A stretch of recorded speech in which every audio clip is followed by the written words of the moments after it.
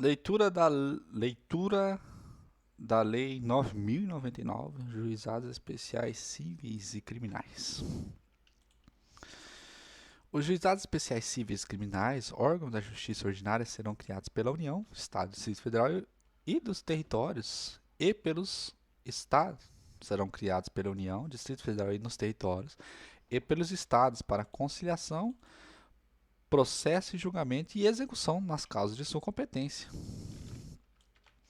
O processo orientar-se-á pelos critérios de oralidade, simplicidade, informalidade, economia processual e celeridade, buscando sempre que possível a conciliação e transação.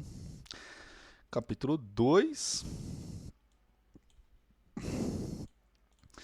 dos juizados especiais cíveis da seção 1 da competência. Os juizados especiais cíveis têm competência para conciliação,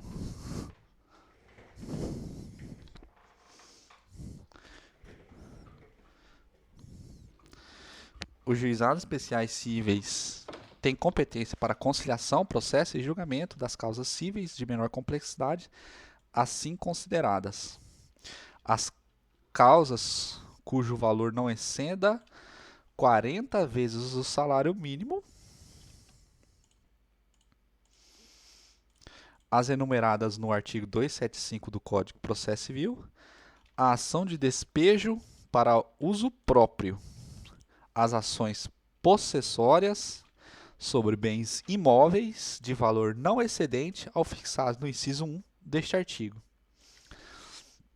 Compete aos juizados especiais promover a execução dos seus julgados, dos títulos executivos extrajudiciais, no valor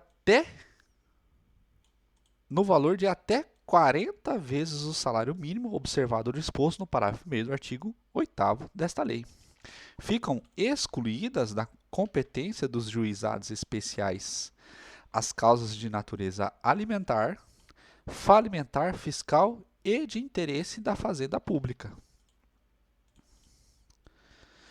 E também as relativas a acidente de trabalho e a acidente de trabalho, a resíduos e aos estados de capacidade das pessoas, ainda que de cunho patrimonial, a resíduos e ao estado e capacidade das pessoas. A opção pelo procedimento previsto nessa lei importará a renúncia ao crédito excedente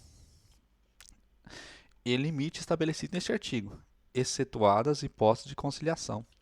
É competente para as causas previstas nesta lei o juiz do foro do domicílio do réu ou, a critério do autor, no local onde aquele exerce as atividades profissionais ou econômicas ou mantém estabelecimento, filial, agência, sucursal ou escritório.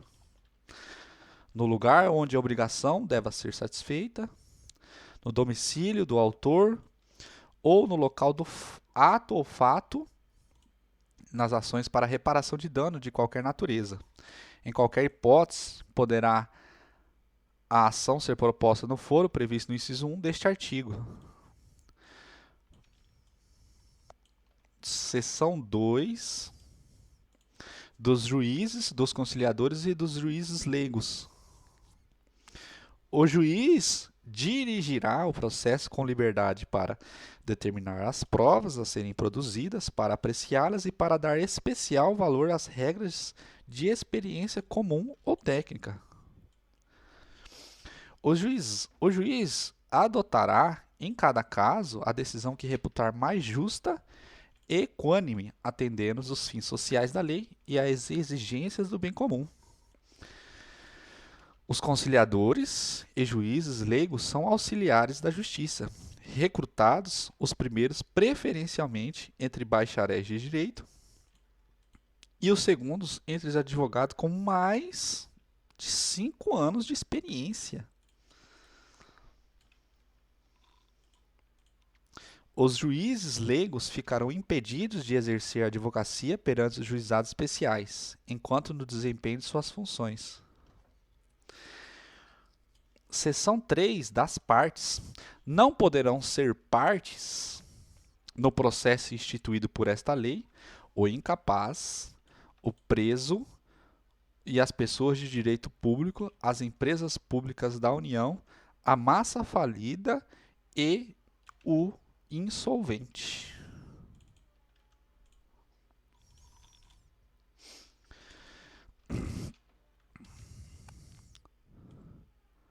Somente serão admitidas à procuração perante os juizados especiais as pessoas físicas capazes, excluídas os cessionários de direito de pessoas jurídicas.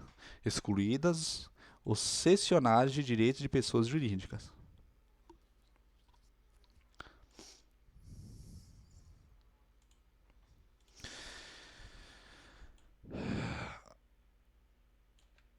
As pessoas enquadradas como microempreendedores individuais, microempresas e empresas de pequeno porte, na forma da Lei Complementar 123, as pessoas jurídicas qualificadas como organização da sociedade de interesse público, nos termos da Lei 9790.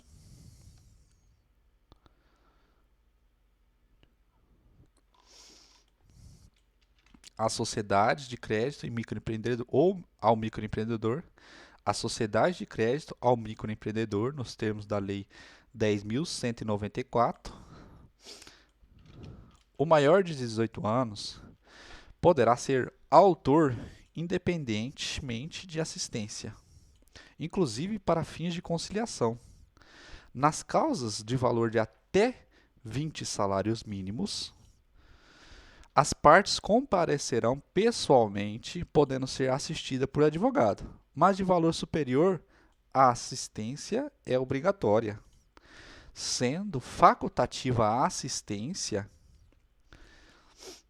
se uma das partes comparecer assistida por advogado, ou se o réu for pessoa jurídica ou firma individual, terá a outra parte, se quiser, assistência judiciária prestada por órgão instituído pelo juizado especial, na forma da lei local.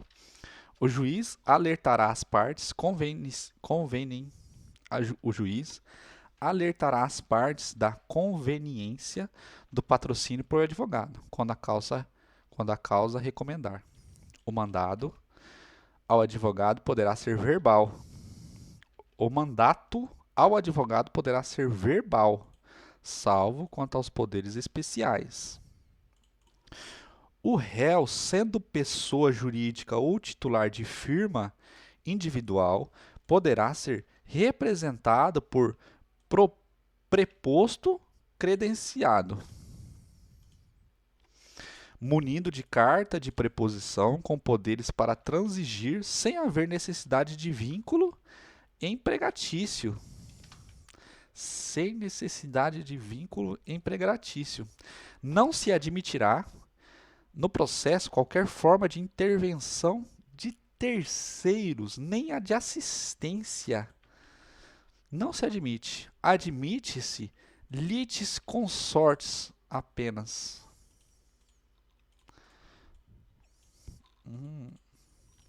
O Ministério Público intervirá nos casos previstos em lei dos atos processuais. Os atos processuais serão públicos e poderão realizar em horário noturno, conforme dispuserem normas de organização judiciária.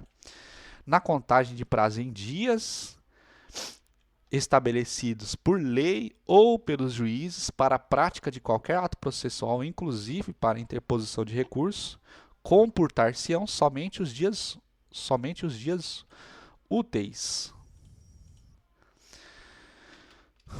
Os atos processuais serão válidos sempre que preencherem as finalidades para as quais forem realizados, atendidos os critérios do artigo 2 desta lei. Não se pronunciará qualquer nulidade sem que tenha havido prejuízo. A prática de atos processuais em outras comarcas poderá ser solicitada por qualquer meio idôneo de comunicação. Apenas os atos considerados essenciais serão registrados resumidamente em notas manuscritas, datilografadas, taquigrafadas ou estenotipadas. Os demais atos poderão ser gravados em fita magnética ou equivalente, que será inutilizada após o trânsito e julgado da decisão. As normas locais disporão sobre a conservação das peças do processo e demais documentos que instruem. Seção 5 do pedido. O processo instaurar-se-á com a apresentação do pedido, escrito ou oral, à Secretaria do Juizado. O pedido constarão de forma simples e em linguagem acessível o nome, a qualificação e o endereço das partes, os fatos e os fundamentos de forma sucinta, o objeto e o seu valor. É lícito formular pedido genérico, quando não for possível determinar desde logo a extensão da obrigação. O pedido oral será reduzido a escrito pela Secretaria do Juizado, podendo ser utilizado o sistema de fichas ou formulários impressos. O pedido mencionado no artigo 3 desta lei poderão ser alternativos ou cumulados. Nesta última hipótese, desde que conexos e a soma não ultrapasse o limite fixado naquele dispositivo. Registrado o pedido, independentemente de distribuição e atuação, a Secretaria do Juizado designará a sessão de conciliação a realizar-se no prazo de 15 dias.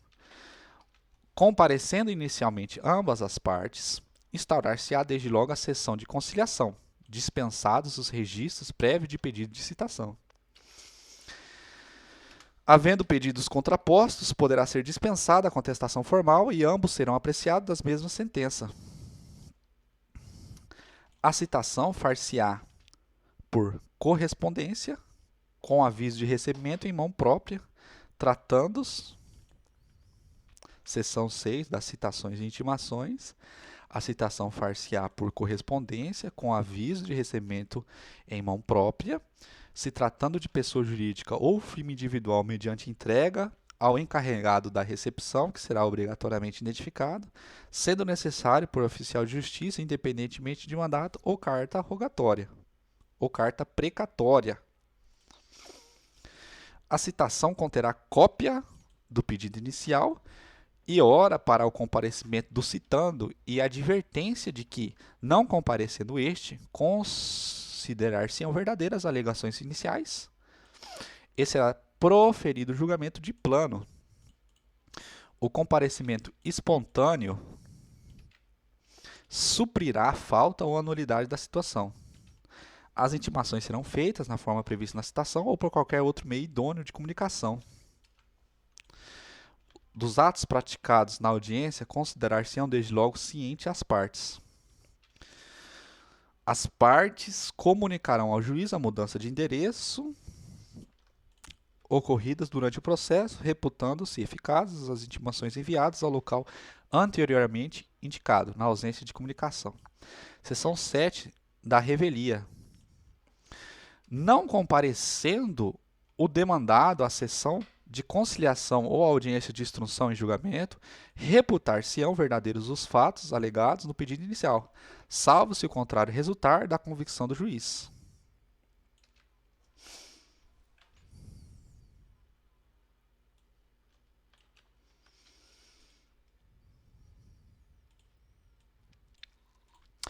Da conciliação e do juízo arbitral. Aberta a sessão, o juiz tongado ou leigo esclarecerá as partes presentes sobre as vantagens de conciliação, mostrando-lhe os riscos e as consequências do litígio, especialmente quanto ao disposto no parágrafo 3º do artigo 3 dessa lei. A conciliação será conduzida pelo juiz togado ou leigo, ou por conciliador sob orientação.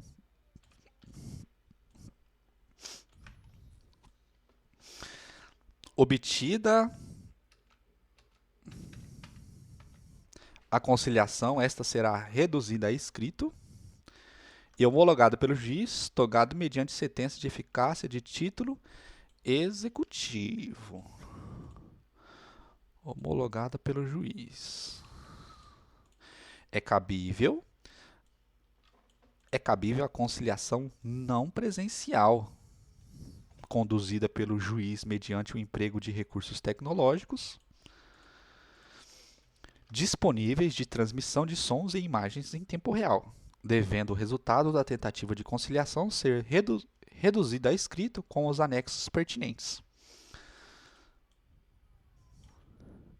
Se o demandado não comparecer ou recusar-se a participar da tentativa,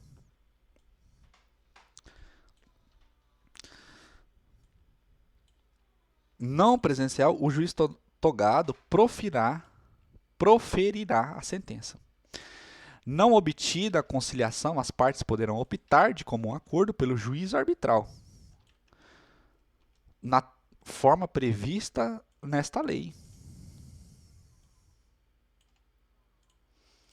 O juízo arbitral considerar-se-á instaurado independentemente de termo de compromisso com a escolha de árbitros pelas partes. Se este não estiver presente, o juiz convocá-lo-á e designará de imediato a data para a audiência de instrução. O árbitro será escolhido entre os juízes leigos. O árbitro conduzirá o processo com os mesmos critérios do juiz, na forma dos artigos 5, 5º e 6º desta lei, podendo decidir por equidade.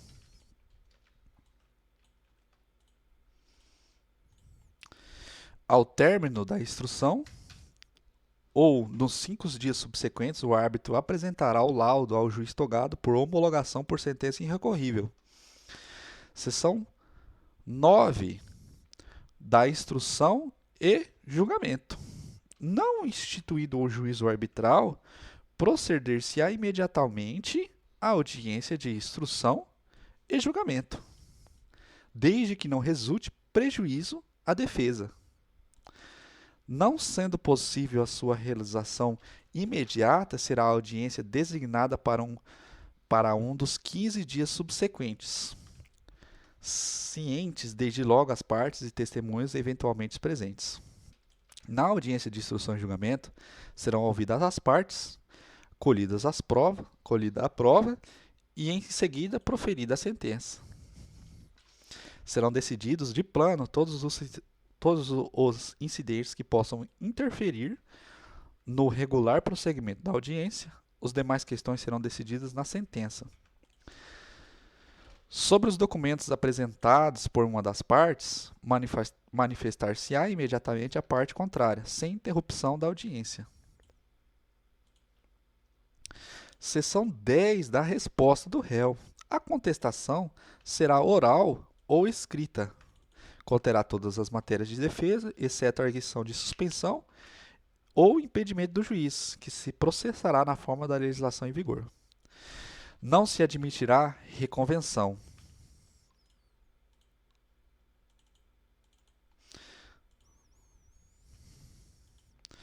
É lícito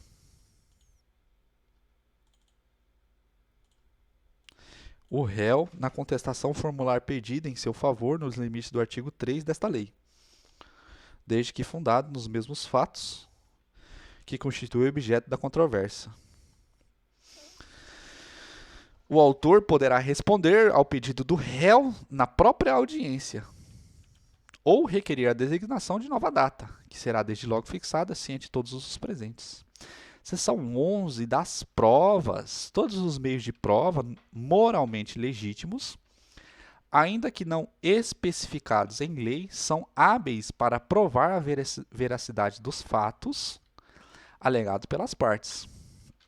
Todas as provas serão produzidas na audiência de instrução e julgamento, ainda que não requeridas previamente, podendo o juiz limitar ou excluir as que considerar excessivas, impertinentes ou protelatórias. As testemunhas, até o máximo 3 para cada parte,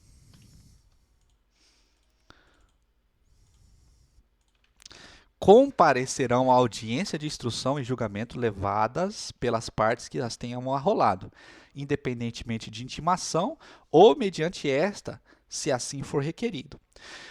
O requerimento para intimação das testemunhas será apresentado à secretaria no mínimo 5 dias antes da audiência de instrução e julgamento.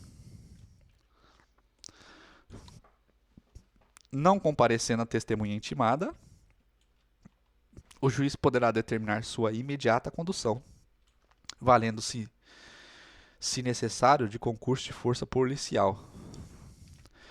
Quando a prova do fato exigir, o juiz poderá inquirir técnicos de sua confiança, permitida às partes a apresentação de parecer técnico. No curso da audiência, poderá o juiz, de ofício ou a requerimento das partes, realizar inspeção em pessoas ou coisas, ou determinar que o faça pessoa de sua confiança, que lhe relatará informalmente o verificado.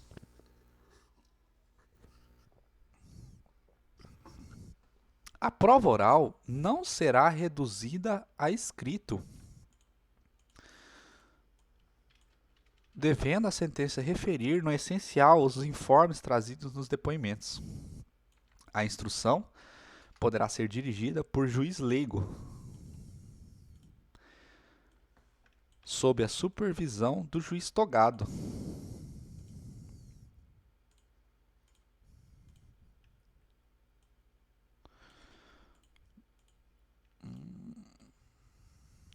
Seção 12 da sentença.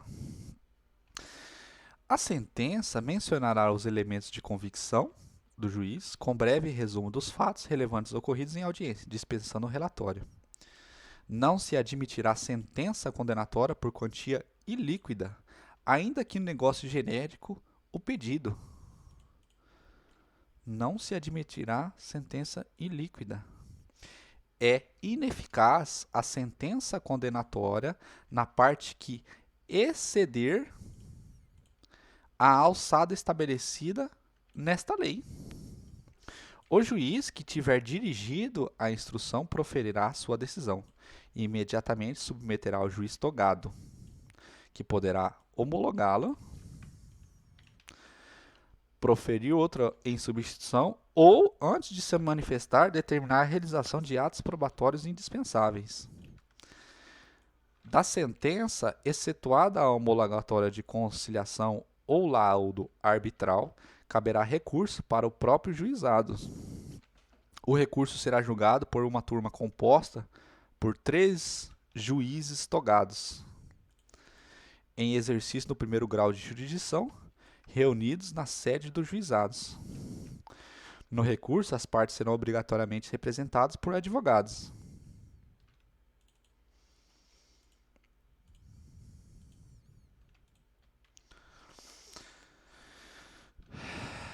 O recurso será interposto no prazo de 10 dias, contados da data da ciência da sentença, por petição escrita, no qual constarão as razões e o pedido do recorrente.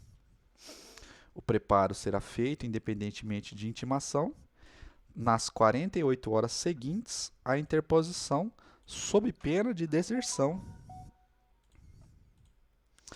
Após o preparo, a secretaria intimará o recorrido para oferecer resposta escrita no prazo de 10 dias.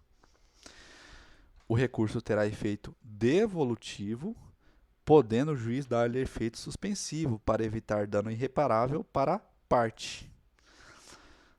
As partes poderão requerer transcrição gravada da fita magnética a que alude o parágrafo 3º do artigo 13 desta lei, correndo por conta do requerente as despesas respectivas. As partes serão intimadas da data da sessão de julgamento. O julgamento em segunda instância constará apenas a data. O julgamento em segunda instância constará apenas da ata, com a indicação suficiente do processo. Fundamentação sucinta em parte dispositiva, se a sentença for confirmada pelos próprios fundamentos, e as súmulas do julgamento servirá de acordo.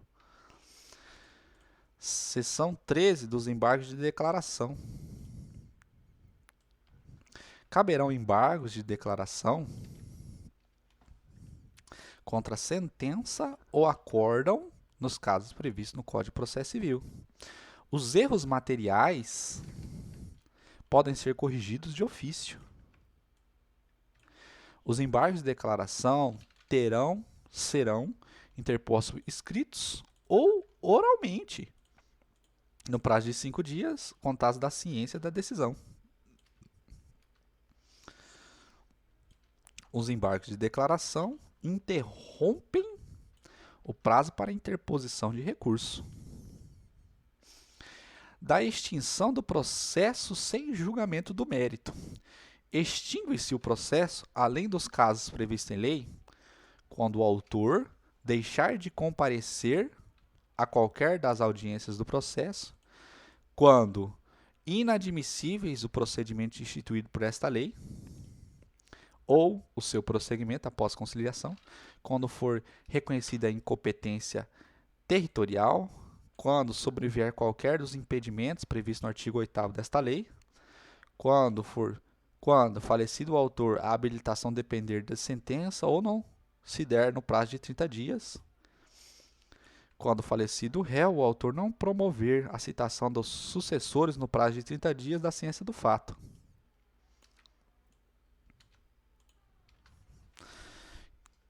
Extingue-se o processo além do caso previstos em lei.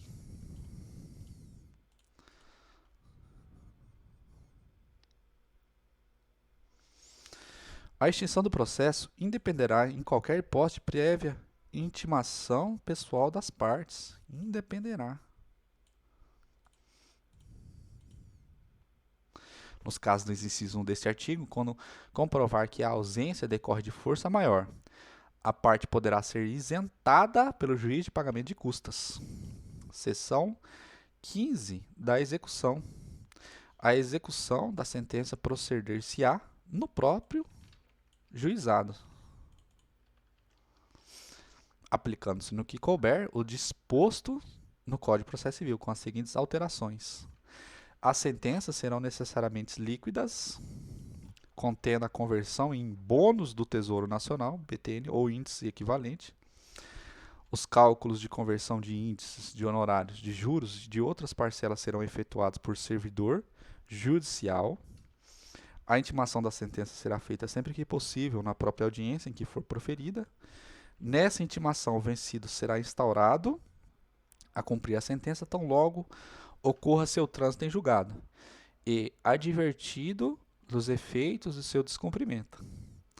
Não cumprida voluntariamente a sentença transitada em julgado e tendo havido solicitação dos interessados, que poderá ser verbal, proceder-se-á desde logo a execução, dispensada a nova citação. Nos casos de obrigação de entregar, de fazer ou de não fazer, o juiz, na sentença ou na fase de execução, combinará multa diária arbitrada de acordo com as condições econômicas do devedor para a hipótese de inadimplemento. Não cumprida a obrigação, o credor poderá requerer elevação da multa ou a transformação da condenação em perdas e danos. O que o juiz de imediato arbitrará, seguindo-se a execução por quantia certa, incluída a multa vencida de obrigação de dar, quando evidenciada a malícia do devedor na execução do julgado. Na obrigação de fazer, o juiz pode determinar o cumprimento por outrem, fixado o valor que o devedor deve depositar para as despesas, sob pena de multa diária. Na alienação forçada dos bens, o juiz poderá autorizar o devedor, o credor ou terceira pessoa idônea a tratar da alienação do bem penhorado, o qual se aperfeiçoará em juízo até a data fixada para a praça ou leilão. Sendo o preço inferior ao da avaliação, as partes serão ouvidas. Se o pagamento não for à vista, será oferecido caução idônea nos casos de alienação de bem imóvel, de móvel ou hipotecado ou imóvel. É dispensada a publicação de editais em jornais quando se tratar de alienações de bens de pequeno valor. O devedor poderá oferecer embargos nos autos da execução versando sobre nulidade da citação no processo, se ele ocorreu a revelia, manifesto excesso de execução, erro de cálculo, causa impeditiva, modificativa ou extinção da obrigação superveniente à sentença. A execução de título executivo extrajudicial no valor até 40 salários mínimos obedecerá ao disposto no Código do Processo Civil com as modificações introduzidas por esta lei. Efetuada a penhora, o devedor será intimado a comparecer à audiência de conciliação, quando poderá oferecer embargos, por escrito ou verbalmente. Na audiência será buscado o meio mais rápido e eficaz para a solução do litígio. Se possível, com dispensa da alienação judicial, devendo o conciliador propor, entre outras medidas cabíveis, o pagamento de débito, o prazo ou a prestação, a dação em pagamento ou a imediata adjudicação do bem penhorado. Não apresentados embargos em audiência ou julgado improcedentes, qualquer das partes poderá requerer o juiz a adoção de uma das alternativas do parágrafo anterior. Não encontrado o devedor ou inexistindo bens penhoráveis, o processo será imediatamente extinto, devolvendo-se os documentos ao autor. Das despesas, seção 16.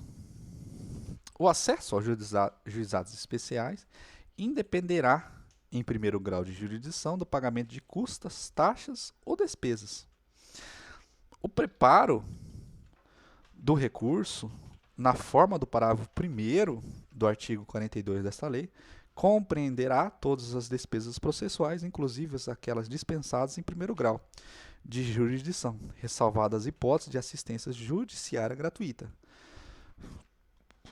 A sentença de primeiro grau não condenará o vencido em custas e honorários de advogado, ressalvados os casos de litigância de má-fé. Em segundo grau, o recorrente vencido pagará as custas de honorário, que serão fixados entre 10% e 20% do valor da condenação, ou, não havendo condenação, no valor corrigido da causa. Na execução não serão contadas custas, salvo quando reconhecida a litigância de má-fé,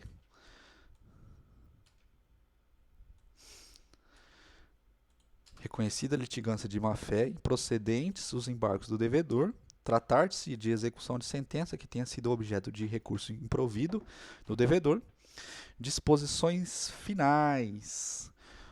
Instituído os juizados especiais, serão implantadas as curadorias necessárias ao serviço de assistência judiciária. O acordo extrajudicial de qualquer natureza ou valor poderá ser homologado no juiz competente, independentemente de termo, valendo-se a sentença como título executivo judicial. Valerá como título extrajudicial o acordo celebrado pelas partes, por instrumento escrito referendado pelo órgão competente do Ministério Público. As normas de organização judiciária local poderão estender a conciliação prevista no artigo 22 e 23 nas causas não abrangidas nesta lei. Não se admitirá a ação rescisória nas causas sujeitas aos procedimentos instituídos por esta lei.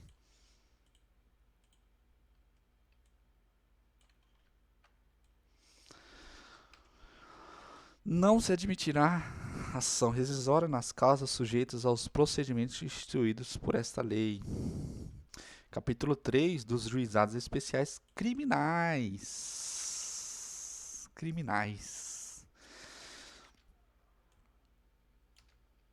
O juizado especial criminal, promovido por juízes togados ou togados e leigos, tem competência para a conciliação, o julgamento e para a conciliação, o julgamento e a execução das infrações penais de menor potencial ofensivo, respeitadas as regras de conexão e continência.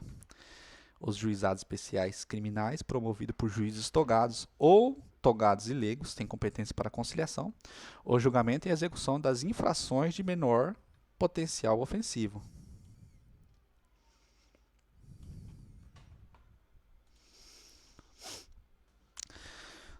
Na reunião de processos perante o juizado comum ou o tribunal de júri, decorrente de aplicação de regras de conexão e continência, observar-se-ão os institutos de transação penal e de composição dos danos civis. Considera-se infrações penais de menor potencial ofensivo, para efeito desta lei, as contravenções penais e os crimes em que a lei comine pena máxima não superior a 2 anos, cumulada ou não com multa.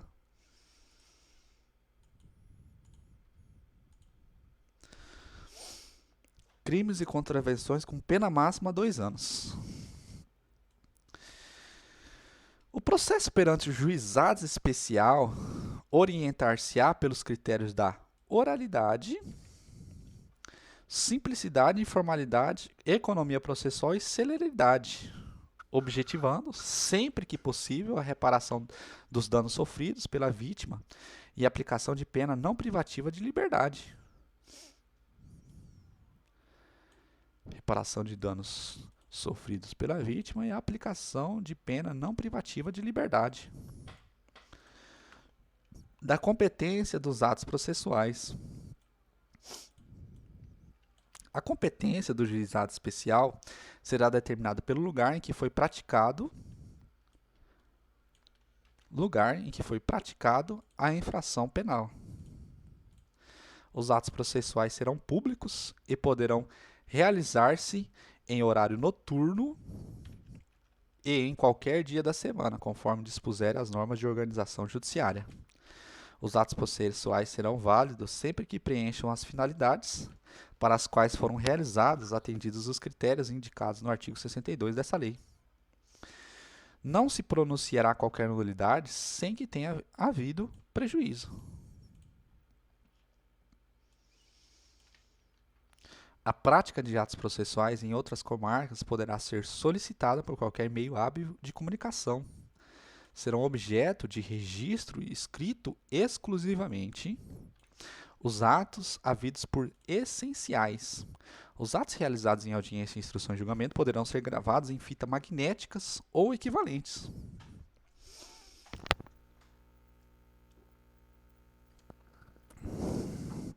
A citação será pessoal e far-se-á no próprio juizado, sempre que possível, ou por mandato.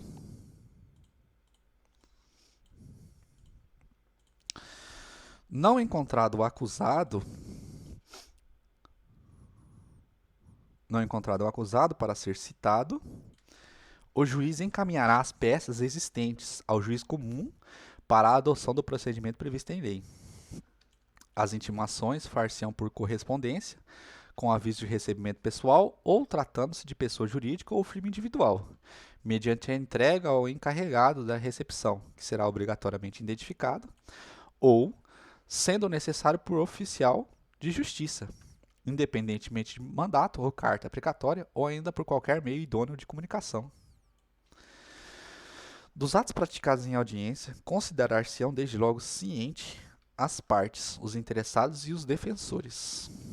Do ato de intimação do autor do fato e do mandato de citação do acusado, constará a necessidade de seu comparecimento acompanhado de advogado, com advertência de que, na sua falta, se-lhe-ão designados defensor público.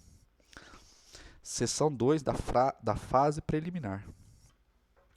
A autoridade policial que tomar conhecimento da ocorrência lavrará termo circunstanciado e o encaminhará imediatamente ao juizado com o autor do fato e a vítima, providenciando as requisições dos exames periciais necessários. O autor do fato, que após a lavratura do termo for imediatamente encaminhado ao juizado ou assumir o compromisso de a ele comparecer, não se importará prisão em flagrante, nem se exigirá fiança. Em caso de violência doméstica, o juiz poderá determinar como medida de cautela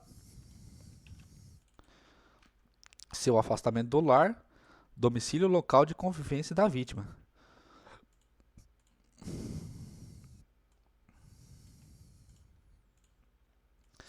Comparecendo o autor do fato e a vítima, e não sendo possível a realização imediata da audiência preliminar, será designada a data próxima, do qual ambos sairão cientes. Na falta de comparecimento de qualquer dos envolvidos, a Secretaria providenciará sua intimação e, se for o caso, a do responsável civil, na forma do artigo 67 e 68 desta lei. Na audiência preliminar, presente o representante do Ministério Público, o autor do fato e a vítima, e, se possível, o responsável civil, acompanhados por seus advogados, esclarecerá sobre a possibilidade de composição dos danos e da aceitação da proposta de aplicação imediata de pena não privativa de liberdade. A conciliação será conduzida pelo juiz ou por conciliador, sob sua orientação. Os conciliadores são auxiliares da justiça, recrutados na forma da lei, preferentemente entre bacharéis de direito, excluídos os que exerçam função na administração da justiça criminal. A composição dos danos civis será reduzida a escrito e homologada pelo juiz mediante sentença irrecorrível e terá a eficácia de título ser executado no juízo civil competente.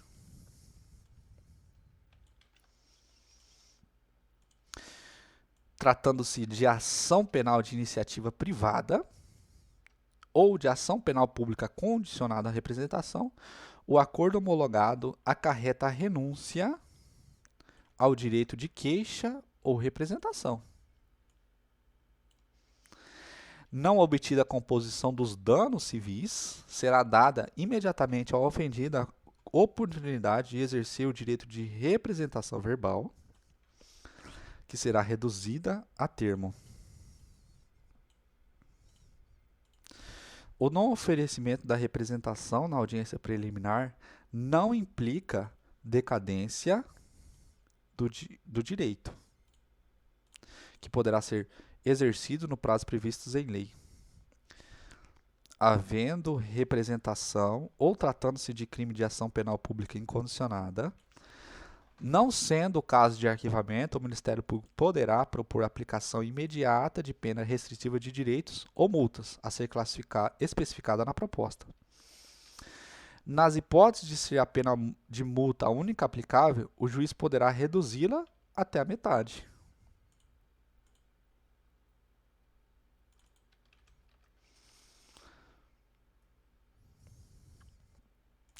Não se admitirá proposta se ficar comprovado ter sido o autor da infração condenado pela prática de crime a pena privativa de liberdade por sentença definitiva, ter sido o agente beneficiado anteriormente no prazo de 5 anos pela aplicação de pena restritiva ou multa nos termos deste artigo, não indicarem os antecedentes, a conduta social e a personalidade jurídica do agente.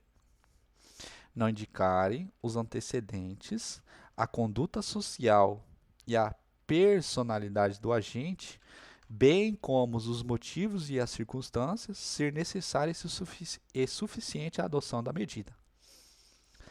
Aceita a proposta pelo autor da infração e o seu defensor, será submetida à apreciação do juiz.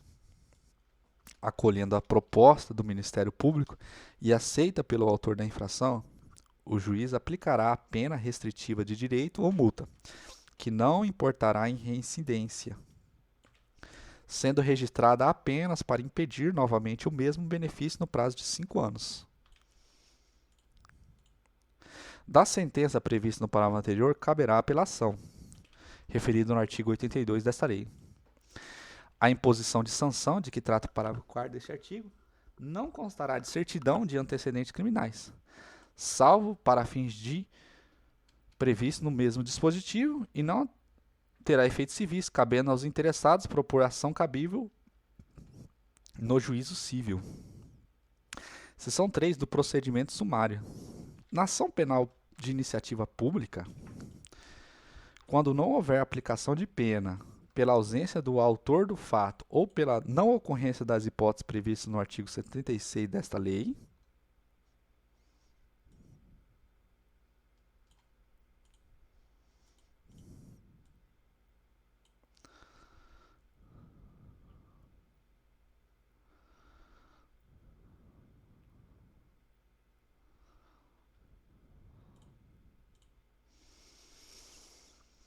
o Ministério Público oferecerá ao juiz de imediato denúncia oral, se não houver necessidade de diligências imprescindíveis. Para o oferecimento da denúncia, que será elaborada com base em termo de ocorrência, referido no artigo 69 desta lei, com dispensa do inquérito policial, prescindir-se-á do exame de corpo de delito quando a materialidade do crime estiver aferida por boletim médico ou prova de equivalência, ou prova equivalente.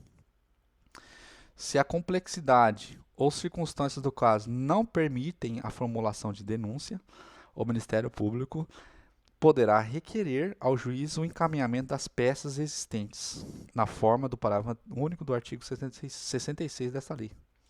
Na ação penal de iniciativa do ofendido, poderá ser oferecida queixa oral, cabendo ao juiz verificar se a complexidade e as circunstâncias dos casos determinam a adoção das providências previstas no parágrafo 1 do artigo 66 desta lei. Oferecida a denúncia ou queixa, será reduzida a termo, entregando-se a cópia ao acusado, que com ele ficará citado e imediatamente cientificado da designação de dia e hora para audiência de instrução e julgamento, do qual também tomarão ciência ao Ministério Público, o ofendido, o responsável civil e os seus advogados. Se o acusado não estiver presente, será citado na forma do artigo 66 e 67 desta lei, e cientificado da data da audiência de instrução e julgamento, devendo ele trazer suas testemunhas, ou apresentar requerimento para intimação, no mínimo 5 dias antes da realização.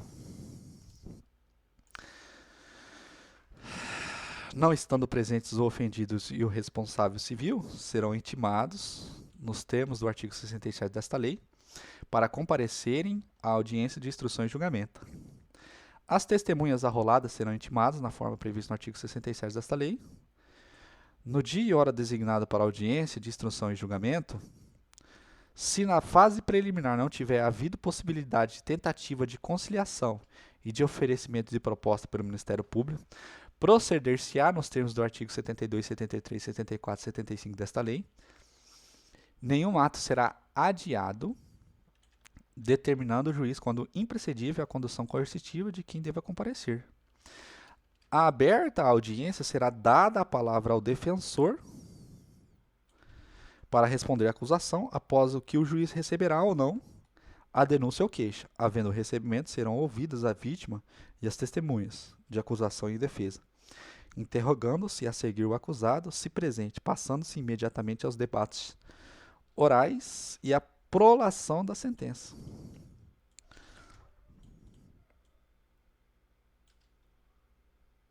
Todas as provas serão produzidas na audiência de instrução e julgamento, podendo o juiz limitar ou excluir o que considerar excessivas, impertinentes ou protelatórias. De todo o ocorrido na audiência será lavrado a termo, assinado pelo juiz e pelas partes, contendo breve resumo de fatos relevantes ocorridos em audiência e a sentença. A sentença, dispensando o relatório, mencionará os elementos de convicção do juiz. Da decisão de rejeição da denúncia ou queixa e da sentença caberá apelação, que poderá ser julgada por turma composta de 3 juízes, em exercício no primeiro grau de jurisdição, reunidos na sede dos juizados. A apelação será interposta no prazo de 10 dias, contados da ciência da sentença, pelo Ministério Público, pelo réu e o seu defensor, por petição escrita, da qual constarão as razões e o pedido recorrente. O recorrido será intimado para oferecer resposta no prazo de 10 dias. As partes poderão requerer a transcrição da gravação de fita magnética a que alude o parágrafo 3º do artigo 65 desta lei.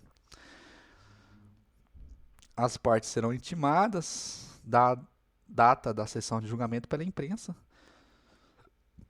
Se a sentença for confirmada pelos próprios fundamentos, a súmula do julgamento servirá de acórdão. Cabem embargos de declaração quando da sentença ou acordo houver obscuridade, contradição ou omissão.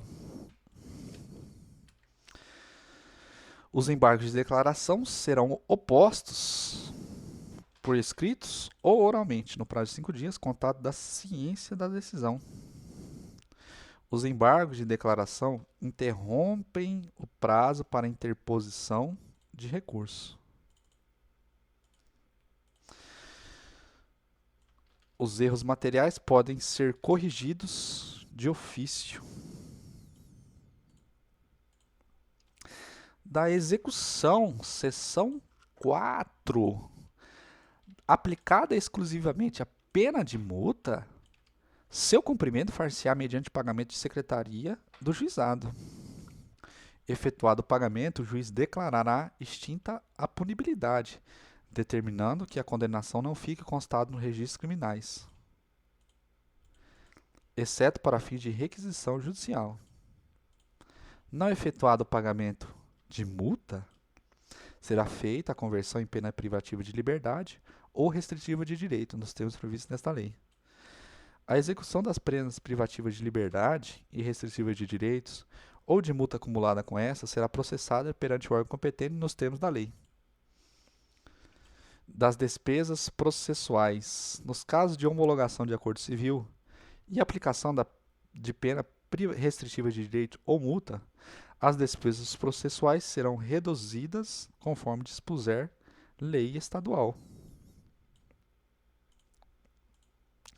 Disposições finais, seção 6.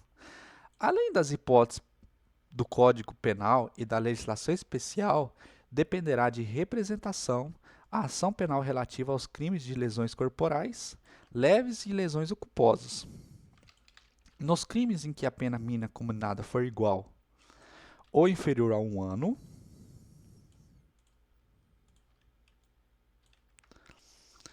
abrangidas ou não por esta lei, o Ministério Público, ao oferecer a denúncia, poderá propor a suspensão do processo por 2 a 4 anos, desde que o acusado não esteja sendo processado ou não tenha sido condenado por outro crime, presente os demais requisitos que autorizam a suspensão condicional da pena. Aceita a proposta pelo acusado e seu defensor, na presença do juiz, este, recebendo a denúncia, poderá suspender o processo, submetendo o acusado a período de prova, sob as seguintes condições.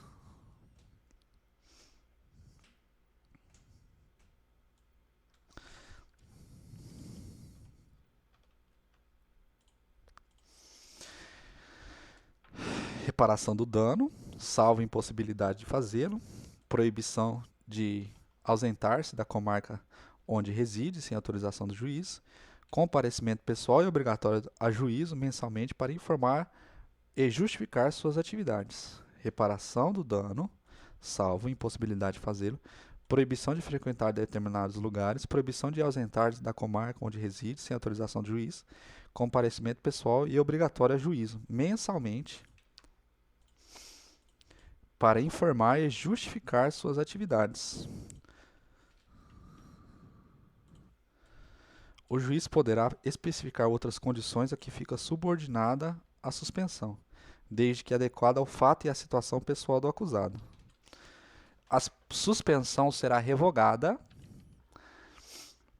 se no curto prazo o beneficiário vier a ser processado por outro crime e não efetuar, sem motivo justificado, a reparação do dano. A suspensão poderá ser revogada se o acusado vier a ser processado, no curso do processo, por contravenção ou descumprir qualquer outra condição imposta. Expirado o prazo sem revogação, o juiz declarará extinta a punibilidade. Se não ocorrerá a prescrição durante o prazo de suspensão do processo. Se o executado não aceitar a proposta prevista neste artigo, o processo prosseguirá em seus ulteriores termos. O disposto nesta lei não se aplicam aos processos penais cuja instrução já estiver iniciada. As disposições nessa lei não se aplicam ao âmbito da justiça militar. Nos casos em que esta lei passa a exigir a representação para a propositura da ação penal pública, o ofendido e o seu representante legal será intimado para oferecê-la no prazo de 30 dias, sob pena de decadência.